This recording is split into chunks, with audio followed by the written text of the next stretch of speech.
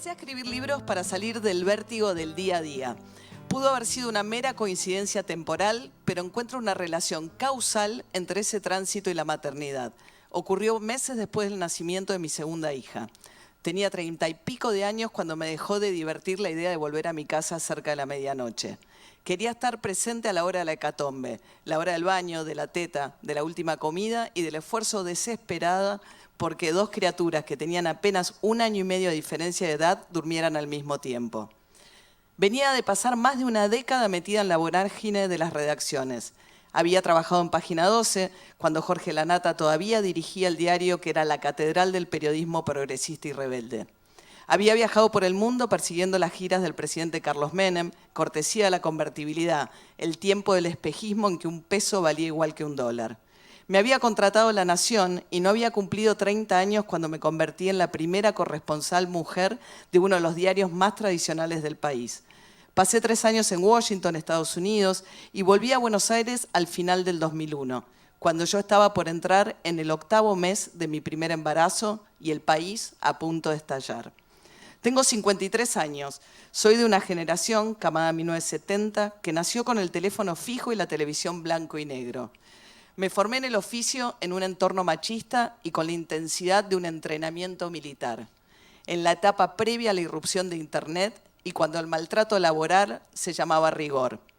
Llegué a mandar textos por fax, un aparato que era una mezcla de impresora con fotocopiadora, y escribí a máquina el primer artículo que salió publicado con mi firma en el suplemento cultural de Página 12. El periodismo era entonces un trabajo más artesanal. No era tan fácil borrar y volver a empezar una oración, y las dudas no se evacuaban con solo googlear.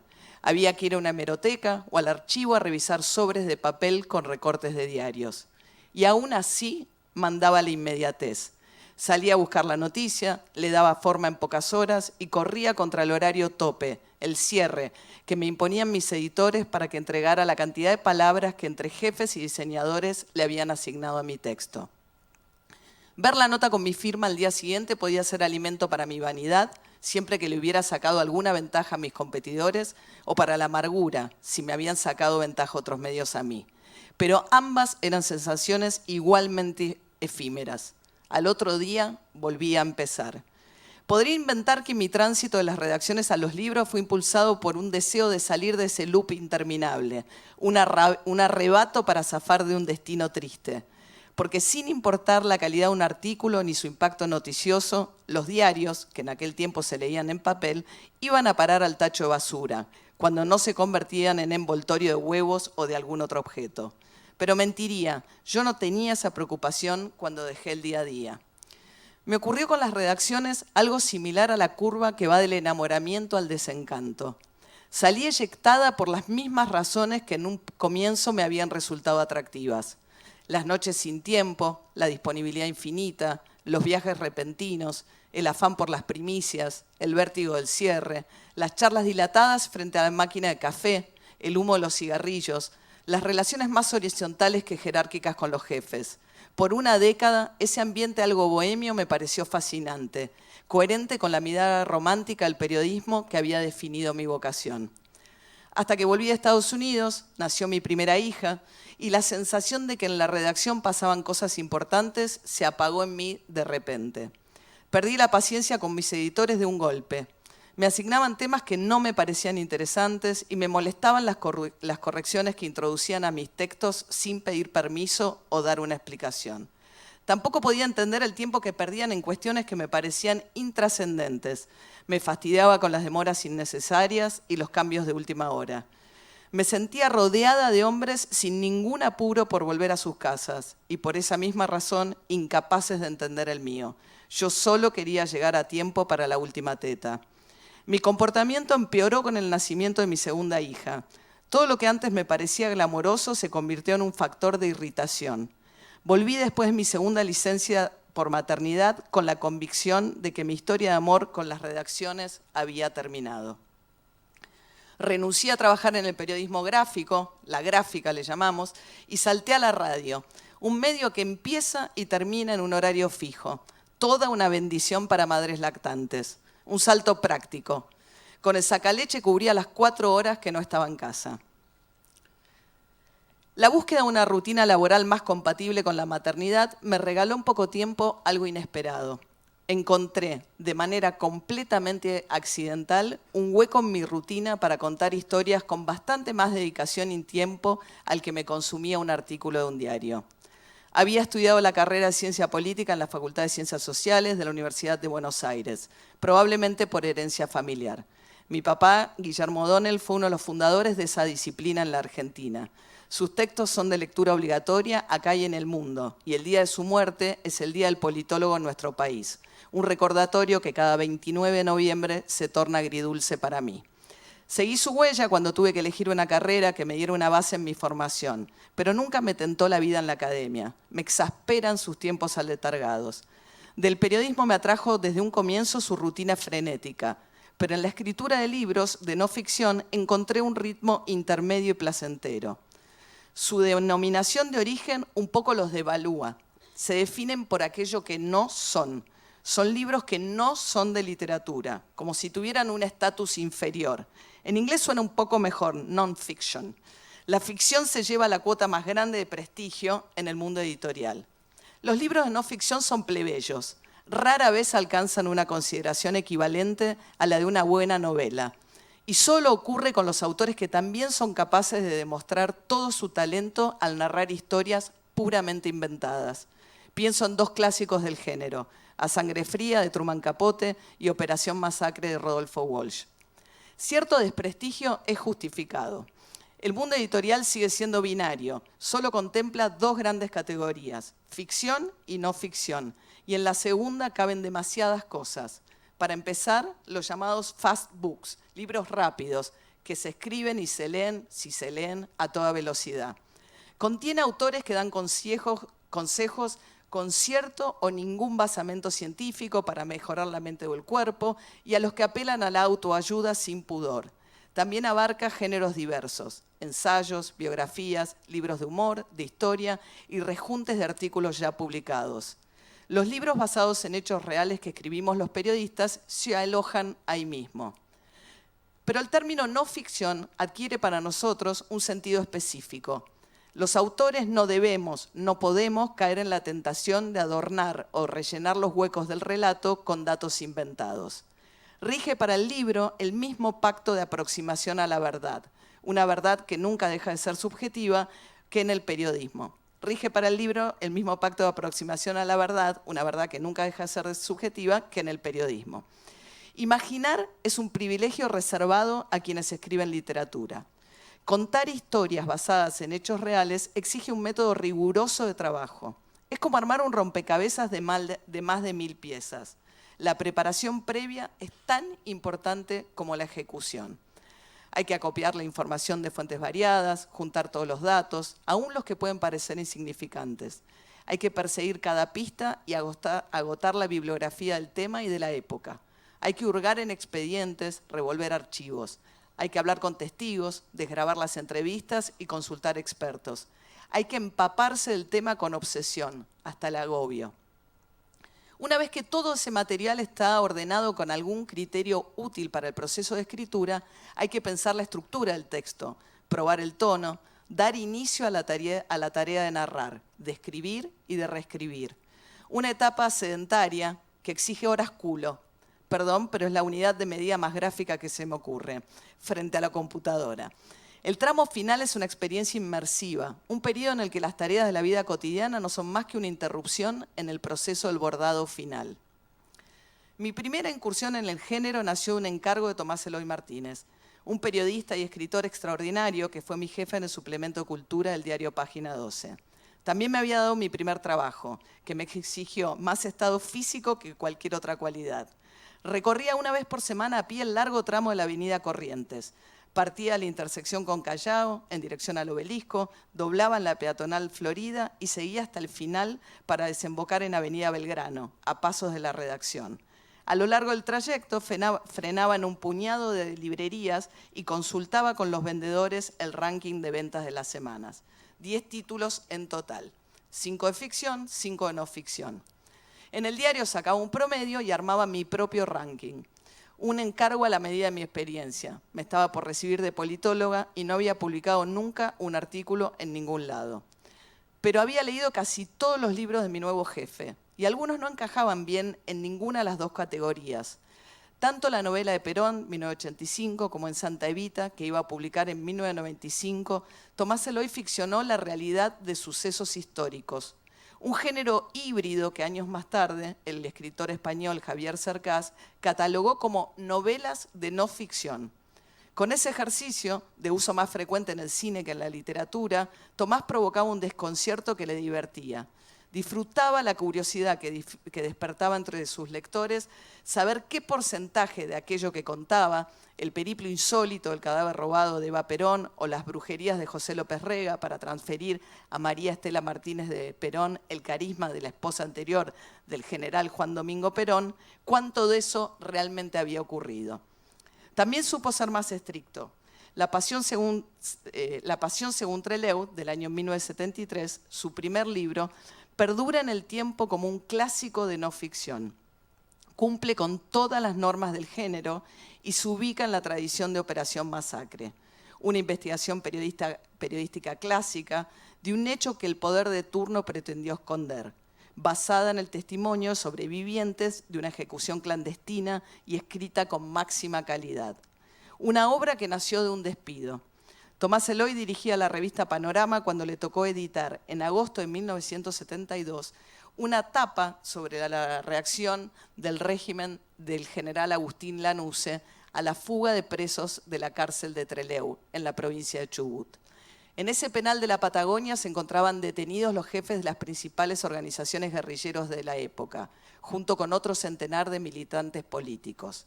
Planearon escapar todos juntos, pero tan solo 6 llegaron a ejecutar el plan completo. Llegaron a tiempo al aeropuerto local para secuestrar un avión comercial y desviar su curso en dirección a Santiago de Chile, algunos de los presos más notorios: Fernando Vaca Narvaja de Montoneros, Mario Santucho del Ejército Revolucionario del Pueblo y Roberto Quieto de las Fuerzas Armadas Revolucionarias. Pensaron que en Chile les darían asilo por afinidad con sus ideas de izquierda, pero el presidente socialista Salvador Allende los iba a mandar a la Cuba de Fidel Castro para no sumar otro factor de tensión con los militares. Otros 19 presos quedaron atrapados en un limbo, en el aeropuerto y sin ninguna vía de escape. Funcionarios del gobierno de Lanusse les prometieron que si se rendían sin resistir no iban a sufrir represalias. Se entregaron, pero jamás volvieron a la cárcel de Trelew.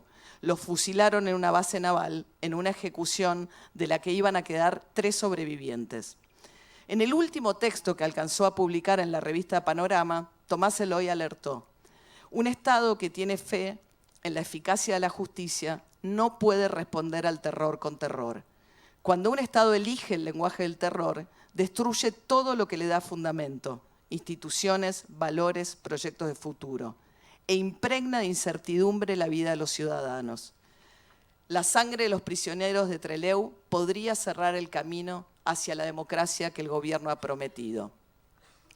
Una premonición lúcida a partir de un hecho que pasó a la historia como la masacre de Trelew.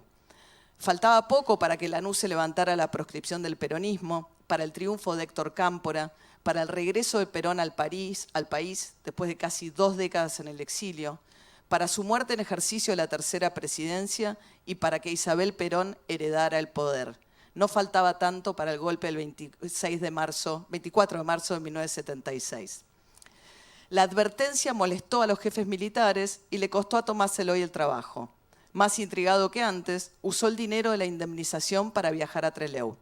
En el terreno descubrió y documentó una rebelión de ese pueblo patagónico contra la versión mentirosa de los militares que habían atribuido la muerte de los 16 presos a un segundo intento de fuga.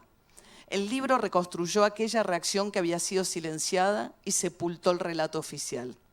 Aplicó un método clásico: tiró de un hilo suelto, en el caso de La Pasión según Trelew, del relato de los sobrevivientes, que tiene cualquier historia. Solo hay que saber y querer encontrarlo. La propuesta de Tomás Eloy para mi primer libro me llegó post-crisis del Que se vayan todos del 2001. Me invitó a escribir sobre el peronismo para una colección de no ficción que Tomás dirigía en Editorial Aguilar. Se venían las elecciones presidenciales del 2003 Iban a competir en primera vuelta 3 candidatos peronistas, Carlos Menem, Adolfo Rodríguez Sá y Néstor Kirchner. Los 3 le habían ofrecido la vicepresidencia a la misma persona, Alberto Balestrini, entonces intendente del municipio más poblado del país, La Matanza. La coincidencia, aunque el elegido de Kirchner terminó siendo Daniel Scioli, me había parecido una demostración fabulosa de poder del llamado aparato del peronismo de la provincia de Buenos Aires, que concentra el 37% del electorado nacional. Pero al mismo tiempo sentía que esa denominación escondía toda mi ignorancia de aquello que pretendía ofrecer como una explicación. ¿Qué era el aparato concretamente? ¿Dónde residía su poder? ¿Cómo funcionaba? Arrastraba esas preguntas de mi paso por la redacción de La Nación. En el último tiempo, en el diario, me habían invadido las ganas de indagar en ese territorio, pero mi curiosidad coincidió con el momento de mayor fricción con mis jefes. Ellos se molestaban conmigo cada vez que pedía un remis para ir a visitar algún municipio del cinturón que rodea la ciudad de Buenos Aires. Cada vez que me ausentaba casi todo el día de la redacción, cada vez que me perdían el rastro, se molestaban. Mi ausencia implicaba que no iba a cooperar con la edición del día siguiente del diario. Faltaban casi 2 décadas para que la pandemia impusiera modos más híbridos de trabajo y la presencialidad era la única forma aceptada de demostrar productividad. La propuesta de Tomás reactivó mis ganas de avanzar en esa línea de investigación.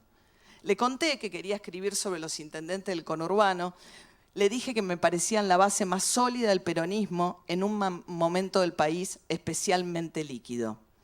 Le hablé de un personaje que me había intrigado especialmente, Mario Ishii, el intendente de José Cepaz, un descendiente de japoneses que usaba poncho todo el año. Un personaje que gobernaba con ínfulas de emperador un municipio tan pobre e inverosímil que merecía ser una invención trágica del realismo mágico. Hogar para muchos migrantes de la provincia de Santiago del Estero, José Cepaz había nacido en 1994 como el municipio menos favorecido de la partición en 3 de General Sarmiento. Tenía muy pocas calles asfaltadas, ningún supermercado y sus oficinas públicas funcionaban en edificios alquilados. Cuando le hablé de Ishii, Tomás Eloy me sugirió que escribiera un libro de crónicas del conurbano. Me sonó del todo razonable para mi objetivo. Las crónicas miran y cuentan historias desde los márgenes. La escritora Leila Guerriero dice que es, por definición, un género que se ocupa de las periferias. Y Martín Caparrós, otro de sus cultores exquisitos, dice que la crónica se ocupa de aquello que no solemos considerar información. Pone el foco y se detiene en personajes que suelen ser ignorados por las noticias de alcance nacional. Exige además un texto de un tinte más literario. Sin caer en la ficción, toma prestadas sus herramientas para narrar. Pero yo no me metí en el conurbano con esas pretensiones literarias. La crónica a mí me ayudó a solucionar un problema que me planteaba la estructura del libro. No sabía cómo describir un territorio tan amplio, tan vasto y tan diverso a partir de historias que tenían asientos en municipios distintos y que aparentemente no tenían conexión entre sí. El género me permitió escribir una sucesión de textos independientes y que al mismo tiempo daban una visión panorámica del conjunto. Me propuse desmenuzar al aparato, mi objeto de estudio, en pequeñas piezas, desmontar el mecanismo para entender cómo funciona y comprender su poder territorial y resiliencia. Empecé con el acopio de información, revisé archivos de diarios, libros y estudios académicos con un resultado frustrante. Pese a que es el conglomerado urbano de mayor densidad del país, ocupa el 2% del territorio y concentra casi el 70% de la población de la provincia, no encontré casi bibliografía que me ayudara a definir las fronteras del conurbano ni a estudiar su morfología. Me tuve que largar a recorrer el terreno bastante a ciegas. El anillo de municipios que rodea la ciudad de Buenos Aires es una zona en permanente movimiento y en constante expansión. En el relevamiento de ese mapa impreciso, detecté ciertos municipios que no podían faltar en mi libro. La Matanza, por ser el más poblado. José Cepaz, por ser el más pobre, junto con Florencio Varela. Vicente López o San Isidro, uno o los dos de zona norte, los más ricos y los únicos gobernados por intendentes radicales, entonces no existía el PRO, alguno de los dos tenía que estar. Equilibré la geografía con uno del sur, Quilmes, y otro del oeste, Merlo, y superpuse un criterio más para mi selección. Iba a anclar las historias en un lugar específico, pero quería hablar de ciertos problemas que me parecían comunes a casi todos. Quería abordar el impacto social de la irrupción de los bingos, el nombre inocente con el que el gobernador Eduardo Duhalde habilitó los tragamonedas y el juego a gran escala, y al menos otras dos fuentes de financiamiento irregular de la política: los contratos de recolección de la basura y las excepciones al Código de Planeamiento Urbano. Quería hablar de los consejos escolares, un cuerpo colegiado desconocido, aunque se elige por el voto popular junto con el resto de las autoridades locales, con un rol opaco y relevante al mismo tiempo. Manejan el presupuesto de refacción de las escuelas con muy poco escrutinio público. Quería contar cuán difícil es llegar a tener representación en el Consejo Deliberante por fuera de los grandes partidos. El sistema electoral de la provincia de Buenos Aires exige pisos mínimos de votación más exigentes que los repartos proporcionales. Quería escribir sobre los mandatos eternos de los intendentes, que entonces podían reelegir a perpetuidad. Y quería denunciar cuán difícil es ejercer el periodismo independiente para los medios locales, tan dependientes de la pauta del municipio. Publiqué El aparato, los intendentes del conurbano y las cajas negras de la política en el año 2005, cuando mi hija mayor tenía 3 años y la menor 1 y medio. No tuve conciencia entonces, pero en mi recorrido resultó un acto de independencia de mi vida anterior del periodismo gráfico. Descubrí que podía escribir con mis propios tiempos. Para mi segundo libro recurrí otra vez al formato de la crónica, pero con una temática más anclada en la coyuntura, más ligada a la tradición del periodismo tipo denuncia. Un subgénero que me dejó de atraer con el paso del tiempo. Debería ser el más cuidadoso de todos, con el ideal de la búsqueda de la verdad, y se practica con demasiadas licencias a la ficción y con poco cuidado por el texto. Pero en aquel tiempo me motivaba tanto que me zambullí en planillas, números y nombres de sociedades inventadas para esconder nombres propios. Aprendí a usar el Excel y a bucear en el archivo del boletín oficial para investigar los usos y abusos de la publicidad oficial.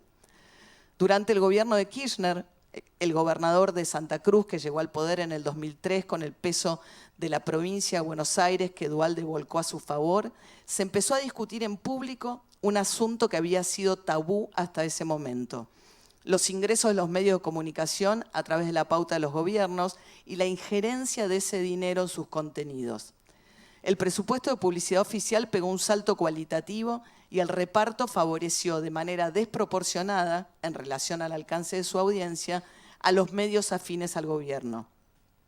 En simultáneo, el kirchnerismo impulsó desde los medios del Estado un debate que horadó la idea de la supuesta objetividad de los medios privados.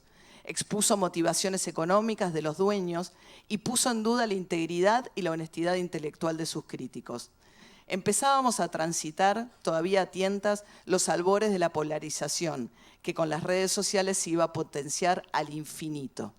El debate de los medios en los medios instaló un estado de sospecha generalizada y solidificó el sesgo de autoconfirmación, la necesidad de consumir solo la información que corrobora nuestras creencias preestablecidas, justo cuando el tono del debate público se agrietaba. Las audiencias se transformaron en hinchadas, en colectivos incapaces de reconocer las faltas propias y muy exagerados a la hora de evaluar las del equipo rival.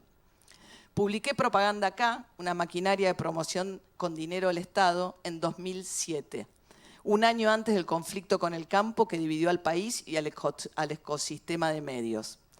Mezcla de crónicas con artículos, el libro fue un intento por profundizar debates que asomaban al debate público, sin esquivar la proliferación de avisos disfrazados de noticias, las entrevistas compradas y el soborno a periodistas. Todos temas incómodos. No fue un suceso de ventas, pero experimenté otra ventaja de los libros periodísticos de no ficción. Además de visitar los márgenes, permiten abordar los grandes temas que los medios eluden. Las editoriales no viven de la publicidad. Su negocio está en la diversidad y la pluralidad de títulos que publican y ningún lector exige a un sello como le exige a un medio una ideología coherente. Cada vez que llega la etapa de las horas culo me juro a mí misma que es el último libro que escribo y sin embargo me lancé a un tercero. Partí con la idea de elaborar un manual que explicara de manera sencilla la influencia del dinero en la política, que diera cuenta del impacto que tiene en el diseño o en la ausencia de ciertas leyes del Congreso o en decisiones del Poder Ejecutivo. Una idea inspirada en un formato de libros de no ficción que es muy popular y muy poco prestigioso en Estados Unidos. La saga de libros for dummies. La traducción sería para gente torpe, tonta o ignorante. La precuela de los tutoriales de YouTube. Una explicación sencilla y didáctica para un tema X para alguien que no sabe absolutamente nada de ese tema. A través de ejemplos concretos iba a demostrar cómo la plata que exige una campaña corroe a un gobierno. Empecé por un caso que siempre me había intrigado. $2 millones que Carlos Menem recibió camino a la presidencia en el año 1989.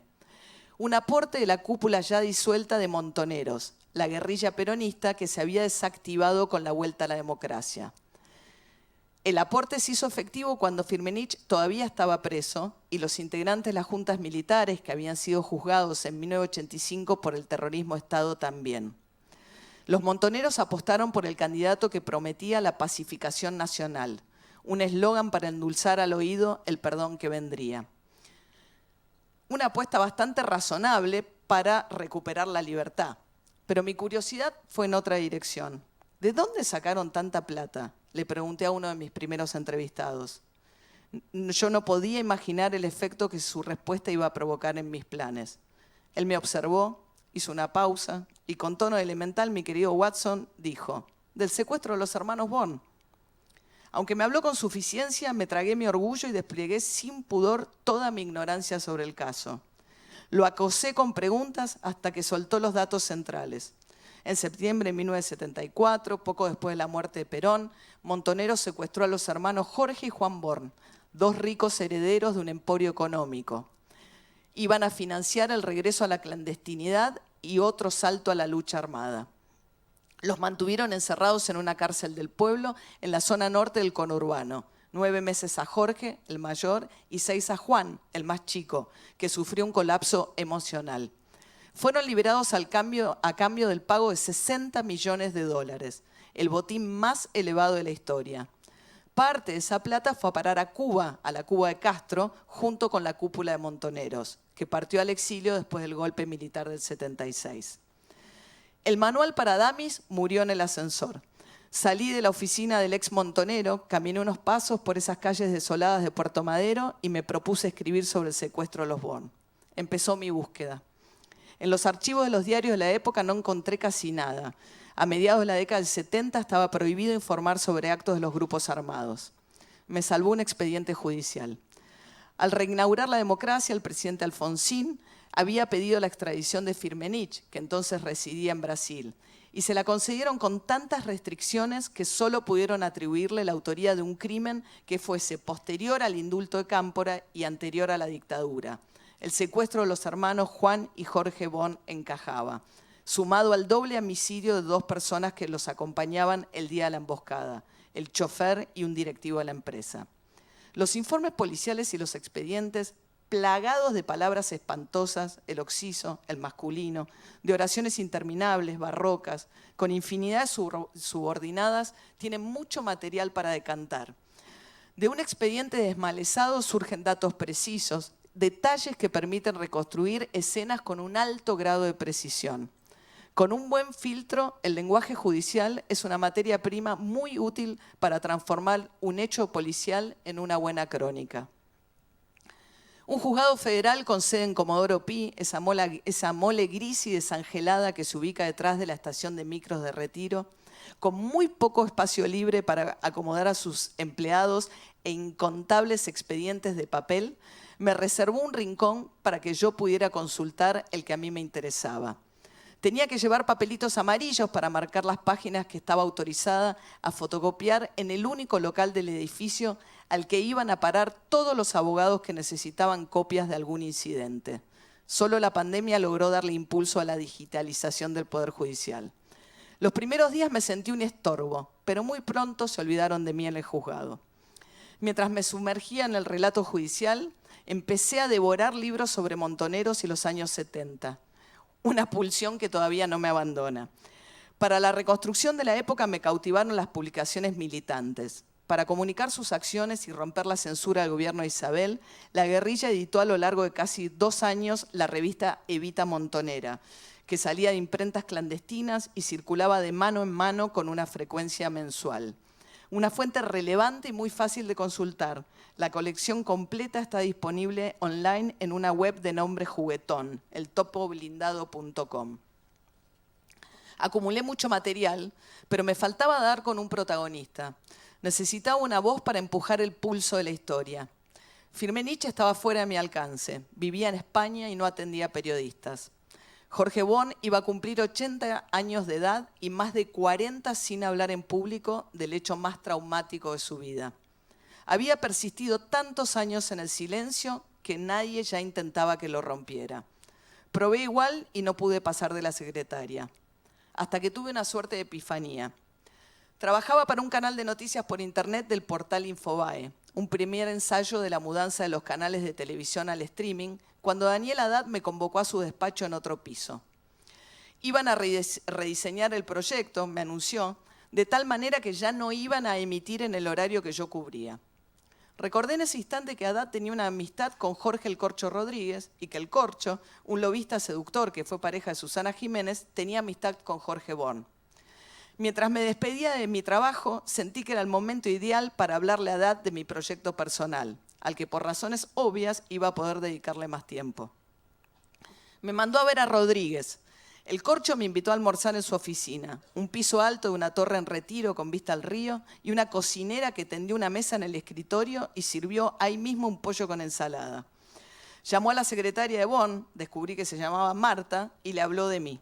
Marta atendió mi siguiente llamado y me citó un miércoles a las 10 de la mañana en una oficina bastante más discreta, pero ubicada en la misma zona, frente a Plaza San Martín. Mis primeros encuentros con Bon fueron una conversación sin rumbo específico. Hablamos de generalidades, de la empresa, del país. No le dije de entrada que mi deseo era escribir sobre el secuestro, pero con el correr de las semanas debió sospechar que por alguna razón le pedía volver cada miércoles. Cuando supo de mi proyecto del libro y la charla empezó a girar alrededor del cautiverio, quedamos como única condición que yo le daría a leer una desgrabación de su testimonio por si quería introducir alguna corrección o cambio. No me pidió revisar el texto del libro ni yo se lo ofrecí. Las conversaciones con Bon fueron mi materia prima. Acomodé los sucesos que había narrado en orden cronológico, el inicio de la compañía, su abuelo, sus padres, su educación, el secuestro, la liberación, el exilio, temas que habían aparecido de manera desordenada a medida que fluían los recuerdos. Sumé otros testimonios y el material que le daría contexto. Así construí un primer esqueleto. Como tenía un final conocido, pensé en iniciar el relato con la conferencia de prensa en la que Firmenich anunció el cobro del rescate y la liberación de Bon, para después ir hacia atrás en la historia. Probé y no funcionó, me enredaba la narración. Tuve que empezar de manera clásica, con la secuencia de la emboscada, pero decidí narrarla en tiempo presente para darle más vértigo al arranque. Escribí una primera versión, la imprimí, la leí durante mis vacaciones y me pareció demasiado densa. Decidí subdividir la mayoría de los capítulos para agilizar la lectura. Prueba y error, más horas frente a la computadora. Por primera vez le dediqué al texto la misma obsesión que a la recolección de datos. Me metí en un camino tortuoso que hubiese sido incapaz de transitar sin la guía de mi editora, Gabriela Esquivada. Su trabajo mejora cualquier texto que cae en sus manos. Bon salió en 2015 con un largo subtítulo. 9 meses en las entrañas de Montoneros, 60 millones que corrompieron a la política, 40 años del secuestro más caro de la historia. Y fue mi primer bestseller, el que me convirtió en autora, no confundir con escritora. Ese es un título reservado a quienes escriben ficción. Permaneció semanas y semanas en el ranking de los más vendidos, el listado que yo hacía en página 12 en base a mis caminatas. Lamenté no poder compartir esa alegría con mi viejo ni tampoco con Tomás Eloy Martínez. Los dos habían muerto de un cáncer de cerebro. Indagar en la historia de Montoneros se me impuso primero como una obligación. Lo tuve que hacer para escribir sobre el secuestro de los hermanos Born. Pero en ese proceso surgió en mí una curiosidad que duró más allá de aquel libro, aun cuando no existía en apariencia tanto misterio alrededor del origen de la guerrilla peronista. En el año 1970, un grupo de ignotos y muy jóvenes guerrilleros decidió vengar de un solo golpe la historia. Secuestró a Pedro Eugenio Aramburu, el militar que 15 años antes había liderado la llamada Revolución Libertadora, que interrumpió el mandato de Perón, el que lo mandó al exilio, que le prohibió a él y a su partido participar en elecciones, que le prohibió a los medios mencionar su nombre, que intentó erradicar el peronismo de raíz y se ensañó con sus muertos. Robó el cadáver embalsamado de Eva de la sede de la Central General de Trabajadores y lo ocultó en Italia bajo otro nombre. Para su acto fundacional, los Montoneros llevaron al general, ya retirado, aunque seguía siendo un símbolo de aquella persecución, a una quinta en Timote, provincia de Buenos Aires, y lo sometieron a un juicio revolucionario. Lo ejecutaron en un sótano. Los verdugos de Aramburu murieron casi todos a los pocos meses del suceso que les dio notoriedad nacional. El cordobés Emilio Massa cayó primero y enseguida Fernando Abal Medina, el primer jefe montonero, señalado por sus compañeros como el ejecutor del tiro que mató a Aramburu. Y detrás suyo Carlos Ramos, cuya familia era propietaria de la quinta en Timote.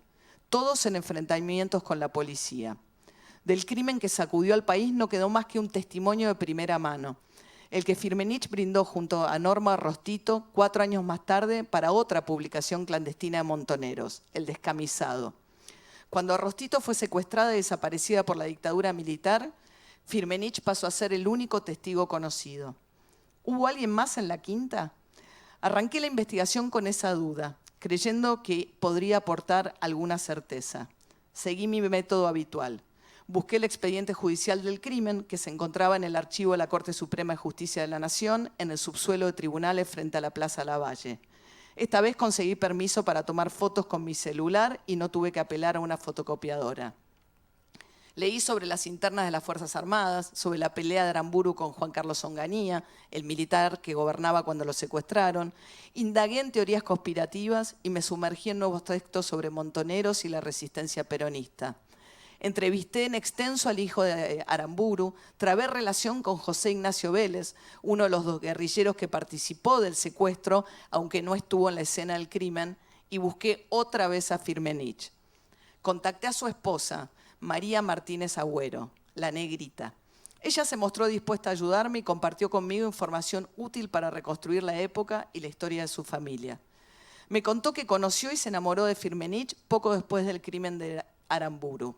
Cuando ella recién se iniciaba en la guerrilla, le tocó la misión de esconder al máximo jefe guerrillero en una casa operativa que alquiló para él en su provincia natal, en Córdoba. Después de una sucesión de encuentros que se producían cuando ella venía a Buenos Aires, la Negrita me alentó a concretar un viaje a las afueras de Barcelona, donde residía con su marido. Pero no asumió ningún compromiso sobre cuál podía ser la reacción de Firmenich. Viajé igual.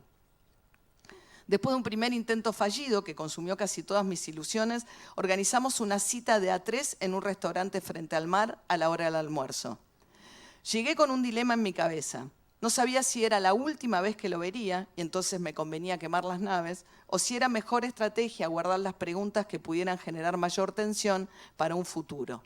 Opté por un camino intermedio. No llegué a preguntarle si había alguien más en la quinta de la familia Ramos que él no hubiese mencionado antes. Prioricé otra duda relevante que minaba la credibilidad de su relato. En El Descamisado, el relato aparentaba tener un punto débil. ¿Cómo era posible que el general Aramburu hubiese dicho proceda, la reacción valiente que el propio Firmenich le atribuyó al general en el instante previo a su ejecución, si tenía un pañuelo metido en la boca y la boca vendada para que no gritara? Estábamos los dos solos en un café al que nos trasladamos después del almuerzo. La Negrita se había ausentado para regalarme unos minutos a solas con él. Firmenich no me respondió de inmediato. Dobló en 4 la servilleta de tela bordó que tenía sobre la mesa. Se la metió en la boca y moduló, con dificultad, pero de manera inteligible. Proceda. Nunca más me recibió. El escritor mexicano Juan Villoro sostiene que un periodista puede utilizar las mismas herramientas y trucos literarios que un escritor, pero en sus movimientos debe respetar una restricción fundamental. Está obligado a ser fiel a la realidad. La suya no es una definición para tomar a la ligera, es una declaración de principios. Y cuando Firmenich me cerró la puerta, entendí que esa obligación no necesitaba convertirse en un impedimento. Decidí que iba a explicitar todas mis dudas, que iba a compartir las versiones contrapuestas y a explicar el límite de mis certezas. Sentí que la historia igual valía la pena por la gran incomodidad que el crimen de Aramburu aún genera entre quienes le encuentran justificación y por eso lo llaman ajusticiamiento y quienes lo condenan y hablan de un asesinato sin eufemismos.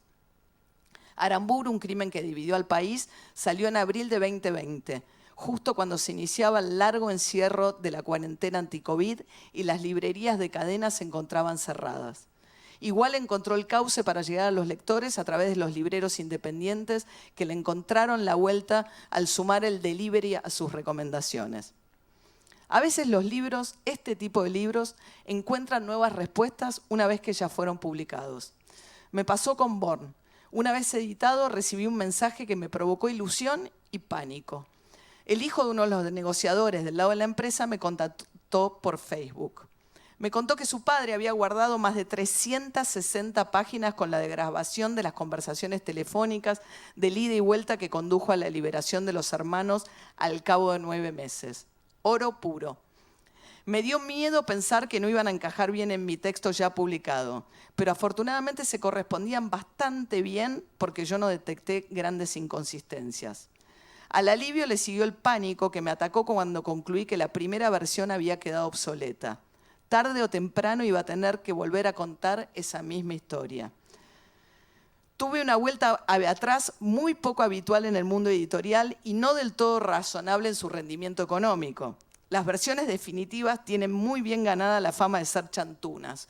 Suelen ser excusas para publicar el mismo título con un prólogo nuevo o algún otro retoque menor. Pero les juro que mi recaída fue total. Reescribí de punta a punta. Me valí de lo que había aprendido sobre montoneros con Aramburu. Borré, agregué, sumé más entrevistas, aparecieron nuevos personajes. Hice el proceso de inmersión y le dediqué todas las horas culo que sentí que necesitaba para adquirir su mejor versión. El nuevo libro que nació del viejo se acaba de publicar con el título Bon y Quieto, la negociación secreta entre el magnate y el montonero. Es el quinto de mi saga personal. Y sigo sin la ambición de escribir ficción.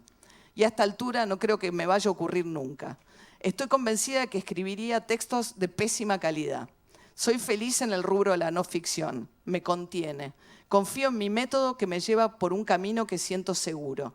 Es como correr una maratón. Si entreno lo suficiente, alcanzo la meta. Y ya corrí una.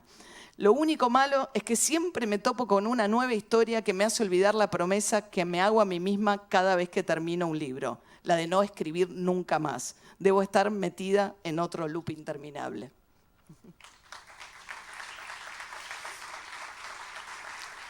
María O'Donnell, estoy al aire, sí. María O'Donnell recién acaba de terminar la cuarta conferencia del día. Hay un montón, pero muchísimos, María, muchísimos mensajes, quédate por acá, en los profesores virtuales. Hay, yo creo que en la conferencia, como 3 picos grandes.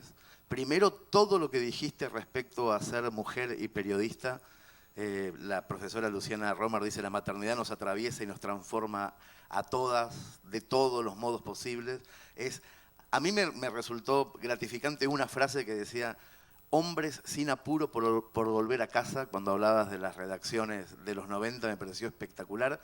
Hubo mucha repercusión sobre ese tema, pero las preguntas empiezan a caer ya por el lado de la escritura. Mucha gente agradeciendo que te tomes el trabajo de explicar la escritura de no ficción, esa diferenciación entre autores y escritores, cuando al escuchar los métodos de trabajo hace entender que es complicadísimo, que es Me encanta, María dice, María Billy, me encanta cómo contás detalles de la cocina, de la escritura.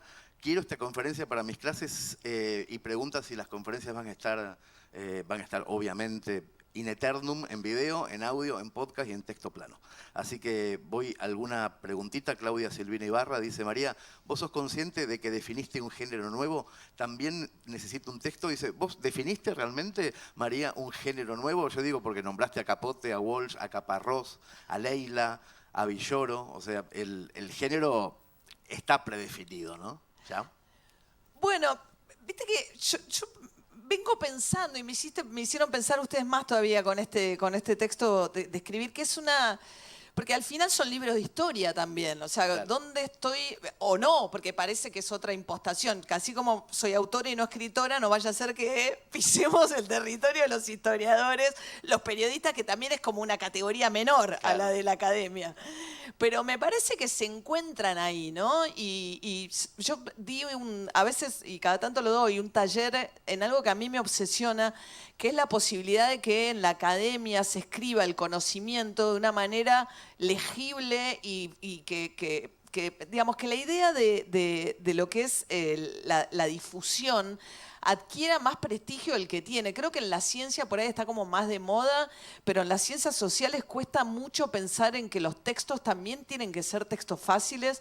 Me pasa de dar talleres por ahí en chicos que se están por recibir y leo textos que no entiendo nada. Y poder decir, real, no entiendo, no entiendo lo que quisiste escribir. La sensación de que cuando uno no entiende es porque uno es ignorante. No, ese texto está mal. O sea, si yo no entiendo un texto, el problema es del autor del texto, no porque yo no tenga la inteligencia o el conocimiento suficiente para entender un texto. Y trato también de que los libros partan de eso, suponer que el que va a entrar a uno de estos libros no sabe o no tiene por qué saber absolutamente nada de la década del 70 o de los montoneros, ¿no? Me parece que la sencillez y la simpleza está como muy subvalorada en la redacción de ciertos textos. Sí, claro, y en las escuelas, además, hablábamos hace un rato con Selva y con Tamara de la importancia de la oralidad en estos nuevos tiempos, eliminando un poco el tema de la lectura en voz baja, de incorporar otras fórmulas de lectura como el podcast, la radio, el audiolibro. También tiene mucho que ver la interpretación de esos textos para que se entiendan mejor. ¿Tenés algún truco, algún tip a ese respecto, siendo que todos los días estás en la radio hablando, incluso en tus editoriales de las 8, sin leer nunca y con una dicción perfecta? O sea, son párrafos bien elaborados. ¿Cómo se consigue un párrafo bien elaborado cuando no estás leyendo? Creo que escribiendo, ¿no? Me parece que la oralidad, la escuchaba Selva también, ¿no? Cómo tomar de la oralidad para la escritura, pero a la vez el paso previo por la escritura te permite una oralidad de este tipo de oralidad que hago yo, ¿no? Que por ahí no tanto para retratar un ambiente, sino para tratar de explicar algo de una manera que se pueda seguir el hilo cuando no lo tenés escrito. Me parece que viene de haber hecho todas esas noches de cierres en la gráfica. Creo que sí. Pero a la vez creo que pensando en los chicos, ¿no? También, de que cuando vos te quedás afuera de un texto, la culpa no es del que se queda fuera del texto, ¿viste? Como sacar la culpa del no entiendo. Y a veces es que un texto está mal o que el texto no te atraviesa o realmente esa persona no se sabe explicar. Hay como demasiado respeto por ciertas piezas que por estar escritas suponemos que las tenemos que entender. Pensando más en lo que hago yo, ¿no? De información, sí, sobre todo, y opinión. Hay preguntas, Juli, entre los profes presenciales. No estoy viendo si están con el micrófono en la mano. ¿Sí? ¿No? Entonces acá hay alguien. Ah, sí, ahí tenemos una. Adelante. Bueno, muchas gracias por tu exponencia. Y quería justamente unir a la conferencia anterior esto de que propuso Selva Almada, que es que se generen, que cuando un estudiante, por ejemplo, en el aula, en el contexto áulico, que cuando se presenta una lectura se puedan generar preguntas y no que se estén como exigiendo respuesta, ¿no? Y que va un poco por ahí con esto que vos nos estás contando, ¿no? Esto de cómo te lleva todo, generar preguntas, esto de también que algo llame la atención y poder ir sobre eso. Bueno, de más está decir la exigencia que tiene por tu profesión, esto de incluso hasta ser concreta y es más exigente que en alguien que por ahí escribe ficción, ¿no? Pero que a veces puede no estar valorada totalmente y sin embargo es un trabajo re arduo y que se puede también trasladar como profes a los estudiantes, ¿no? Esto, incluso nosotros como profes poder ponernos en ese lugar también de investigadores y poder ir llevando por ese rumbo, ¿no? Y como no dar todo tan hecho, todo tan formado, y poder también romper un poco con esos prejuicios de las estructuras, ¿no? Pero creo que pasaría más eso por animarnos a poder cambiar un poco la formación o poder incorporar aquello que por ahí no esté tan en el canon docente. ¿Te parece que podría venir por ahí como para generar este interés? Sí, por ahí, viste, es un ejercicio que yo hago también en los talleres de que escriban un día la vida o sea, cómo es tu día y escribirlo y ver a partir de ejercicios muy sencillos, empezar a ver qué pasa con la escritura y sacarle el miedo. Digo, por un lado que lo simple a veces es lo más difícil de hacer y que a veces se esconde una incapacidad por explicar las cosas con unos textos barrocos que en realidad no tienen que ver con tratar de que el otro lo entienda, sino con una especie de satisfacción del escritor o de la escritora de sentir que está escribiendo algo complicado. Para mí eso es pésimo, es malo en términos de... A mí no me gusta el periodismo con fábula, ni los libros con fábula. No es que yo escribo con una idea preconcebida o una idea de que quiero que piensen de una determinada manera. De hecho, libros de los 70 son libros difíciles, áridos, porque cuentan cosas que tienen muchas miradas posibles y demás. Y en ese sentido coincido con lo que decía Selma. Yo no quiero dar respuestas, quiero que cada uno lea y que saque sus conclusiones. Y lo que busco es que esté toda la información ahí, y no tamizada o algo... Siempre uno tiene ideología, obviamente, y lo que elegís contar va a influir sobre la percepción del que lee. Pero detesto los textos, también los textos periodísticos con respuestas. Me parece que, no sé, por lo menos de estos textos, me parece que hay que tratar de hacerlo simple y tratar de que se le pierda el miedo a la escritura y que la escritura también pueda ser algo sencillo. Es muy buena reflexión para cerrar la conferencia, la sencillez de la escritura, la posibilidad de que todo el barroquismo deje de ser un alarde personal y empecemos a entender la comunicación como algo que tiene un receptor necesario y claro, y que tiene que ser un mensaje necesario y claro. El Congreso 8x1000 tiene casi como estructura ese consejo incipiente o flamante, porque es nuevo, no es de toda la vida. La educación está estructurada sobre bases muy tradicionales. El mundo cambia y tiene que cambiar también cierta perspectiva de comunicación. Le agradecemos un montón a María O'Donnell el trabajo minucioso de explicarnos cómo se escribe un libro de no ficción. María O'Donnell, un aplauso para ella. Horaculo debería haberse llamado. Un aplauso para María O'Donnell. Gracias, María. Gracias. Muchas gracias.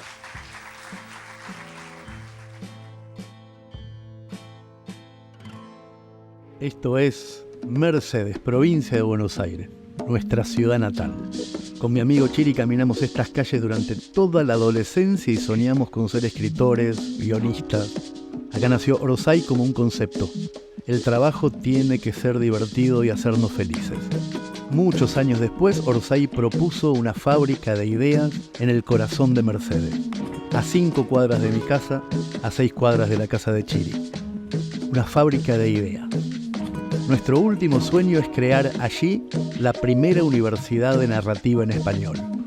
Este primer congreso 8x1000 entre escritores y profesores es la piedra fundacional de ese sueño.